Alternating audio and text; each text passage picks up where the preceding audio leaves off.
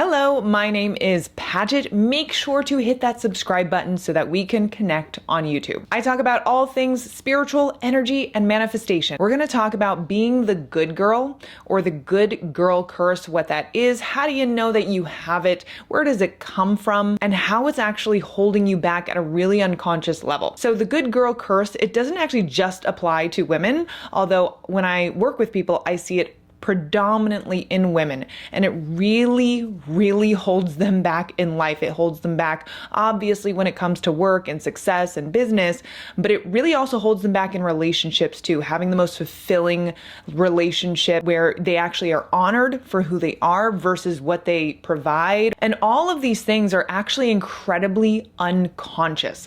Like they're not even at the subconscious level. They actually go deeper. They go deeper into your lineage. They go deeper into your DNA. This goes generations upon generations back through the history of time. Some people call this epigenetic. They literally impact you at such an unconscious level that even if you were doing a lot of subconscious reprogramming saying, it's safe for me to be successful, I'm okay, people love me, and even though all those things are true, there's something in the back of you that's going like, yeah, I don't really quite believe it. Or when situations actually present themselves to you in real life, you don't know how to deal with it in a different way.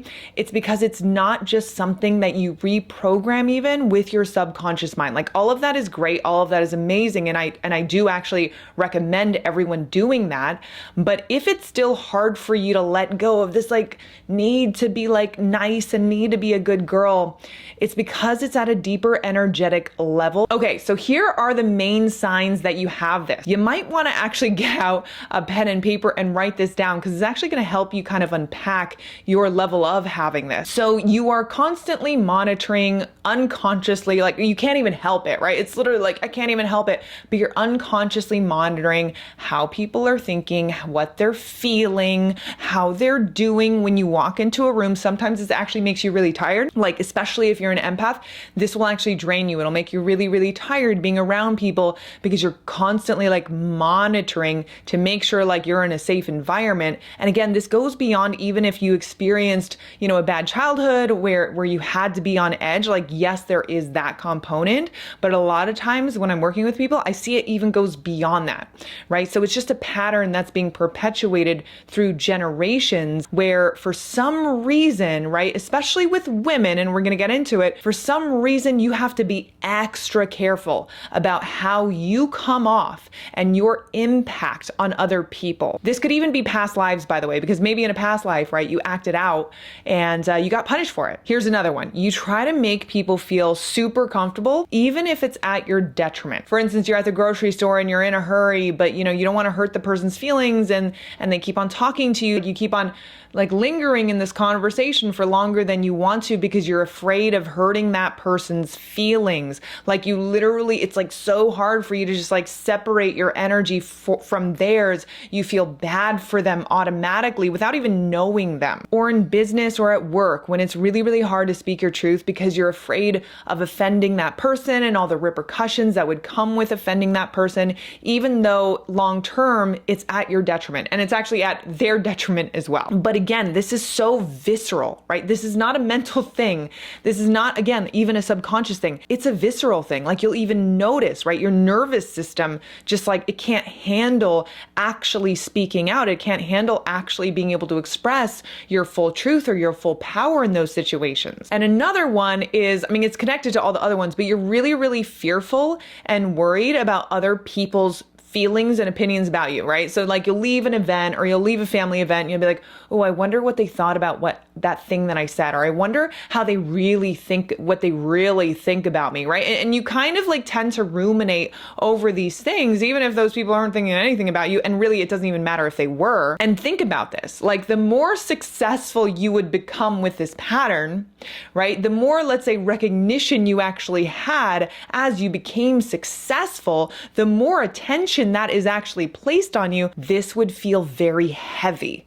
This would feel very very uncomfortable. Again, your nervous system would be like, oh my God, there's something like I cannot handle this. It would be incredibly paralyzing. Another one is you tend to just naturally value other people's opinions or other people's desires or wants over your own. And you might excuse it as, well, like it's not that big of a deal, right? I'm just being super, super nice, but it's actually you just trying to gain being liked, because you might even feel guilty for having too much of a good thing, right? You might even feel like whenever something good happens to you, let's say in life, you owe a part of that to someone, or you owe a part of yourself to people in general. Like you need to pay the world back for being gifted something really, really good. And I'm not saying, by the way, do not help other people. I'm not saying gift to other people if it feels really empowering and it feels expansive and it comes from your heart. But if it's coming from this place of like this deep level of guilt for having too much, or this deep level of like discomfort with having too much, then that is an issue. Because imagine if you went higher and higher and higher with this pattern. Let's say you became more and more and more and more successful, the more at a deep unconscious level you would owe other people, or the more at a deep unconscious level you would actually like owe the world. That is a very, very heavy burden. Now, again, people might say, well, this is all mindset, just like, EFT tapping of like, I'm safe being loved, I'm safe being successful and all that stuff. And I highly recommend continuing to do those things. Those things are going to absolutely help you. But a lot of these, again, they go beyond the subconscious mind. If we're constantly just trying to like say affirmations to make ourselves feel better about a situation, that's not really releasing the actual underlying energy. It's actually just us managing the energy that is there. Does that make sense? It's the difference between, let's say we have a heart condition, so we have to do all of these things in order to manage the heart condition, versus actually getting to the root cause of what's actually creating the heart condition itself.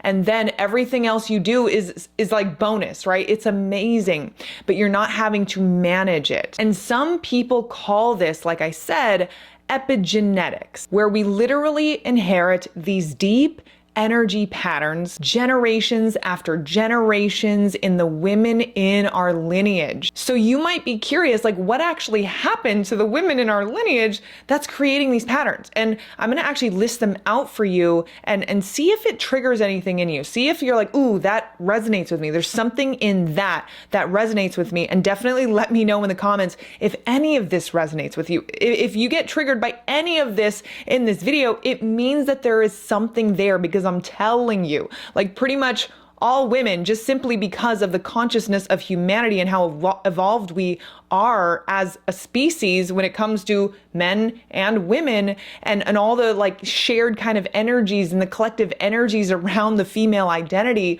that we all share at least some level of this. And so it's not about like, okay, you're going to get rid of all of it all at once, right? But it is about getting to higher and higher levels so that you can release as much of these patterns as possible, so that at least they don't become a detriment to you becoming incredibly successful in life or being able to manifest really good things into your life. So if you think throughout history, right, with women, we were silenced, let's say, for being too expressive, right? A lot of times we would be outcast. And this is a really deep energy pattern that I see a lot of times, that we were literally made to feel less than simply just for being a woman. It doesn't matter how you look. It doesn't matter how tall you are. It doesn't matter how smart you are. It doesn't matter how talented you are.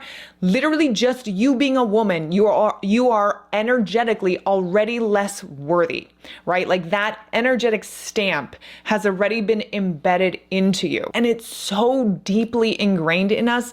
A lot of times we're not even conscious that we're walking around feeling somehow like we are less worthy than men, because obviously we don't know what we don't know. So we don't know what it's like, obviously, necessarily to be a man, right? And to be able to embody that level energy. But we're literally walking around at an energetic disadvantage because of this pattern. Another one that you might actually notice that comes up a lot is we were made to feel really, really sensitized to like the potential of us emasculating, let's say, men in our family, whether it's a father or a brother or just someone else, right? In our tribe or in society, another man. If we showed up a male in our environment, we would somehow get punished, right? There would be retribution for that. So we would have to be extra modest. We would have to play this role of being like extra modest, like, ooh, like, I don't know. What do you think? Right? Basically always having to make ourselves smaller in order to make our counterparts feel stronger. So that would lead to us walking on eggshells, right? In order for us to feel safe. Another one that has come up, us women just feeling as though the only real role that we have or the main value that we provide in society is literally giving birth and having offspring. And so sometimes what I see is that because this pattern is actually so strong, what happens is women then choose, let's say, not to have children. And there's no right or wrong. Like literally it's neutral, right?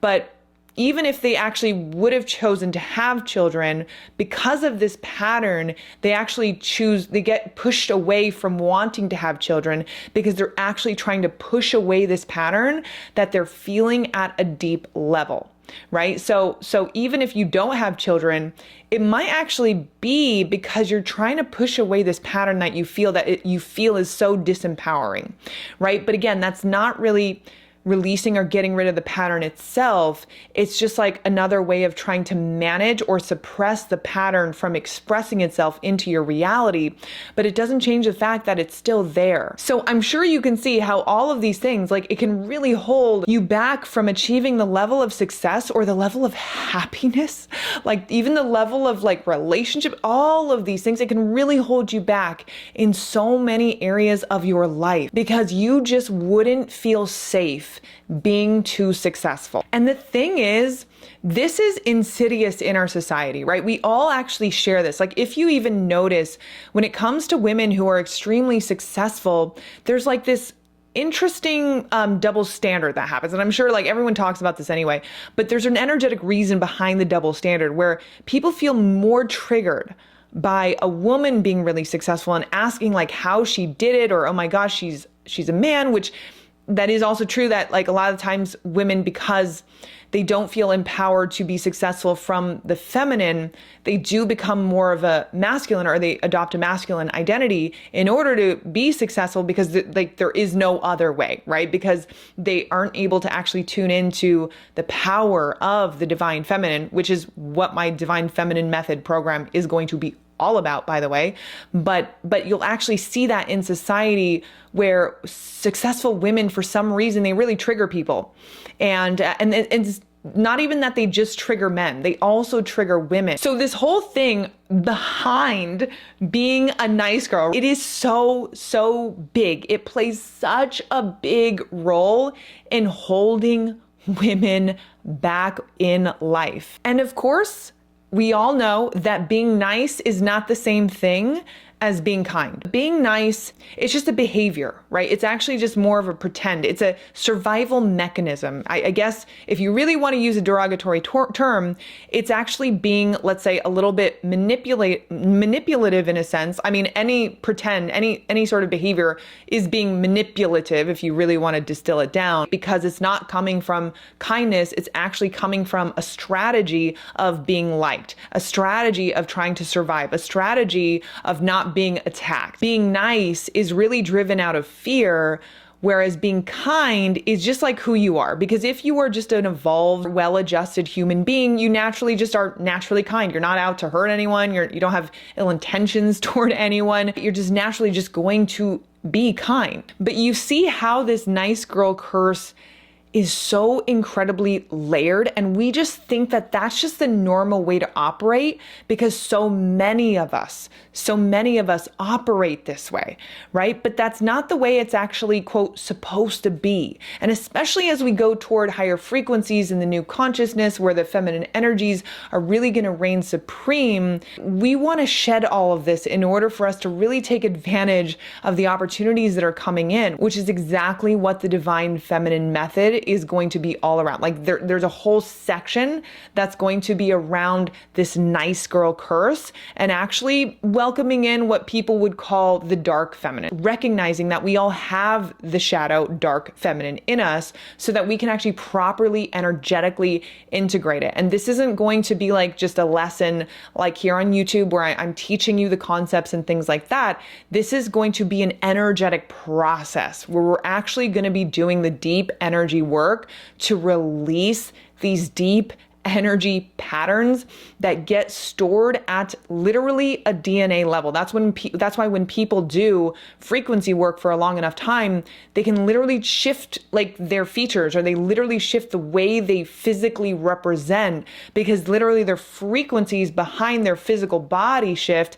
And again, we're all frequency, we're all reacting to each other's frequency. So when you look at someone, you're not actually just seeing them for their physical traits, you're actually reading their frequency, whether you realize it or not. And so that's why when people actually shift their frequency and they feel more youthful, or they feel, more feminine, it's not even necessarily, I mean, actually their physical bodies can change, but it's not even necessarily that. It's that the frequency behind their physical bodies change, their behaviors change, their personalities start changing, because all of these things, right? Like our personality, the way we talk, the way we present, the way we hold ourselves, our energetic presence in a room, that is all dictated by deeper layers of frequency, right? And so that's actually the really, really cool. But anyway, I'm getting a little bit off topic, but my point is, that's what we're going to be. This is like one component that we're going to be focusing on in the Divine Feminine Method. So you can sign up for the waitlist so that you can get access to bonuses, and you can just click the link in the description. And by the way, I say all of this as a recovering people pleaser, right? I have let people push me down. I have let them manipulate me. I've let them take advantage of me. I've let them bully me. It's not like I was so stupid, right? It's like, Paget, how could you be so stupid? That's what someone would actually say to me, right? On a physical level, like, why are you being so stupid? Why are you making these dumb decisions? Why are you allowing these things to happen? But at a deeper energetic level, it just felt normal to me. It just felt normal,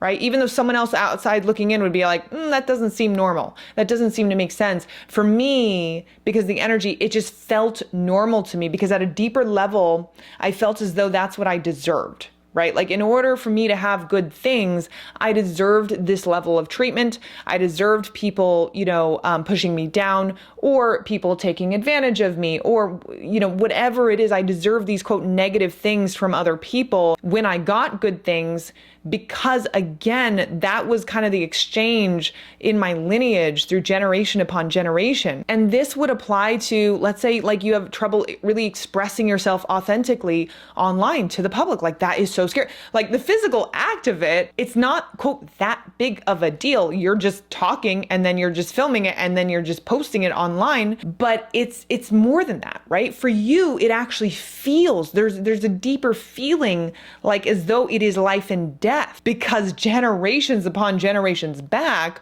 or in a past life, I mean, it literally was that scary. Or if you're someone who has a business, someone who has gifts, someone who has talent, someone who has services that can really help people, you hold yourself back from being able to express that and sell that to the right people and actually help those people, because again, like, that's you showing up too much in your brilliance, and that's scary. Or if you're someone who is super smart at your workplace, right? And you know that you're smart, but for some reason you have like this like your throat like closes up, and you have this like visceral, fearful reaction when you're like gonna correct someone, or when you want to correct someone, or when you want to step up, right? Be the person who's leading the team, or whatever it is. It doesn't make sense that you wouldn't naturally do that with what's aligned with your gifts and your potential, but it feels really, really scary, right? There are deeper reasons behind that. So let me know if you notice any of these things in your reality. Let me know what kind of aha moments you've had. Let me know, like, it's actually good practice